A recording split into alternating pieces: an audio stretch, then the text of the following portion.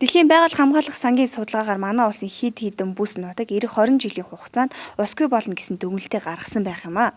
Эдгээр бүс нутагт Өмнөгов аймгийн урд хэсэг, Баян хонгор, Говь Алтай аймгийн зарим нутаг, Сэлэнг Хинтийн залгаа хэсэг, Улаанбаатар орчмын зарим газар орсон байна. Энэ талаар Монгол Улсын засгийн газрыг хэрэгжүүлэгч агентлаг усны газраас тодрууллаа. Тэгэхээр Монгол улс бол энэ усны аж ахуйн салбар болоод усны нөөцийн асуудлаар судалгаа шинжилгээ хийж эхлээд 70 гаруй жил болсон.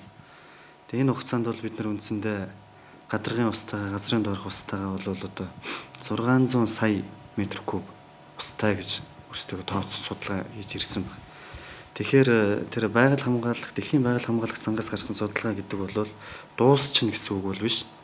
Ер нь эх 20 жилд бол Монголд үйлдвэржилт, хотжилт, энэ төвлөрсөн төвүүд их олноор бий болох тийм ээ. Ийм тохиолдолд одоо байгаа усны нөөц хүрэхгүй шүү гэдэг судалгаа юм байна. Ер нь бол яг Монгол орн бол өөрөө цэвэр усныхаа нөөцөөр бол дэлхийд бол хомс орны тоонд орж байгаа. Тэгэхээр бид бол үндсэндээ газрын доорх уснаас ахуйн болон унтах ихэнх хэрэгцээгээ хангадаг. Гадаргын уснаас бол багахан хувийг хангадаг улс шүү дээ. Тэгэхээр усны газрын зүгээс бол үндсэндээ 2010 онд батлагдсан улс хөтөлбөрийн хүрээнд орсон ихэнх ажлууд үүний дотор бол хүн амын унтны усны их үүсвэрийг бол одоо бүрэн шийдэх тэр хөтөлбөр туссан асуудлууд бий.